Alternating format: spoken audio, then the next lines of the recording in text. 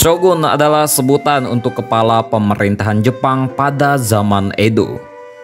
Keshogunan ini didirikan oleh Tokugawa Ieyasu setelah menggulingkan klan Toyotomi, klan kaisar yang berkuasa pada saat itu dan meredam berbagai pemberontakan wilayah di Jepang. Masa pemerintahan Keshogunan Tokugawa ini dianggap sebagai salah satu tonggak penting sejarah negara Jepang. Ini dikarenakan Keshogunan Tokugawa adalah masa transisi masyarakat tradisional Jepang menuju kehidupan modern. Pada masa Keshogunan Tokugawa, Jepang dikenal sebagai negara yang mengisolasi diri. Pemerintahan Jepang pada saat itu berpusat pada keluarga kaisar dan kaum bangsawan. Kaisar bahkan hanya menjadi simbol kekuasaan tradisional Jepang pada saat itu. Keshogunan Tokugawa juga tidak memberi kesempatan masuknya pengaruh asing. Pemerintahan Tokugawa juga bertindak untuk mengecualikan misionaris dan akhirnya mengeluarkan larangan total terhadap agama Kristen di Jepang. Melalui Act of Seclusion, tahun 1636 Keshogunan Tokugawa secara efektif telah memutus koneksi Jepang dengan negara-negara barat. Kebijakan isolasi ini bertahan selama 200 tahun. Pada abad ke-19, kebijakan isolasi Tokugawa ditentang oleh Rusia, Inggris, dan Amerika Serikat, membuat para pemimpin feodal Jepang sadar akan kerentanan Jepang terhadap senjata barat yang unggul.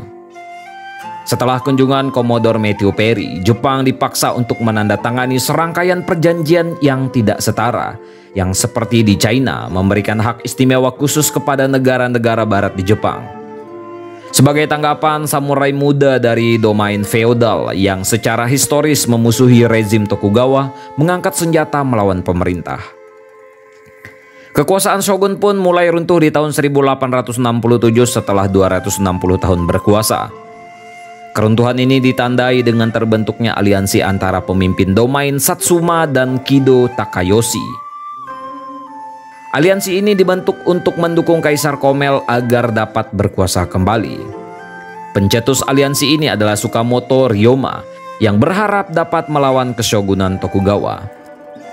Kaisar pada saat itu, Kaisar Komei, juga berpihak pada aliansi ini. Sepanjang tahun 1850 hingga tahun 1860-an, aliansi ini melakukan kampanye untuk melawan pemerintahan Tokugawa. Di sisi lain, kekuasaan Tokugawa semakin melemah semenjak meninggalnya para shogun. Tokugawa Ieyasu meninggal pada tahun 1853, Ieyasu pada tahun 1858, dan Iemochi pada tahun 1866. Di tanggal 3 Februari 1867, Kaisar Meiji naik tahta menyusul meninggalnya Kaisar Komei tanggal 30 Januari 1867. Kemudian di bulan Januari 1868, Aliansi Revolusioner mengumumkan pemulihan kekuasaan kaisar atau restorasi sebagai pemegang kekuasaan Jepang. Lalu pada Mei 1869, pasukan Tokugawa terakhir menyerah. Kaum revolusioner kemudian meminta kaisar mengeluarkan sumpah piagam yang menjanjikan pemutusan dengan pembatasan kelas feodal di masa lalu dan pencarian pengetahuan yang dapat mengubah Jepang menjadi negara kaya dengan militer yang kuat. Restorasi tersebut mengantarkan pada periode Meiji, masa modernisasi dan westernisasi yang cepat. Ketika kekuasaan Kaisar Meiji dipulihkan sebagai kepala negara Jepang pada tahun 1868, Jepang adalah negara yang lemah secara militer, terutama pertanian, dan memiliki sedikit perkembangan teknologi. Semua aspek tersebut dikendalikan oleh ratusan tuan tanah feodal semi-independen. Kekuatan Barat telah memaksa Jepang untuk menandatangani perjanjian yang membatasi kendalinya atas perdagangan luar negerinya sendiri dan mengharuskan kejahatan yang menyangkut orang asing di Jepang diadili bukan di Jepang tetapi di pengadilan Barat. Meski perekonomian Jepang pada saat itu masih bergantung pada pertanian, industrialisasi merupakan tujuan utama pemerintahan yang mengarahkan pengembangan industri strategis, transportasi, dan komunikasi. Kereta api pertama dibangun pada tahun 1872 dan pada tahun 1890 negara ini memiliki lebih dari 2.250 km rel kereta api. Jalur telegraf juga dibuka untuk menghubungkan semua kota besar pada tahun 1880. Perusahaan swasta mendapat dukungan keuangan pemerintah dan dibantu oleh institusi sistem perbankan bergaya Eropa pada tahun 1882.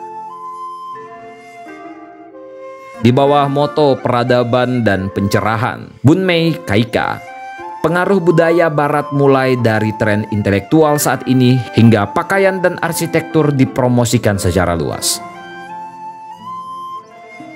Ketika periode Meiji berakhir dengan wafatnya Kaisar pada tahun 1912, Jepang telah memiliki sistem pemerintahan yang sangat tersentralisasi dan birokratis, serta konstitusi dengan parlemen terpilih.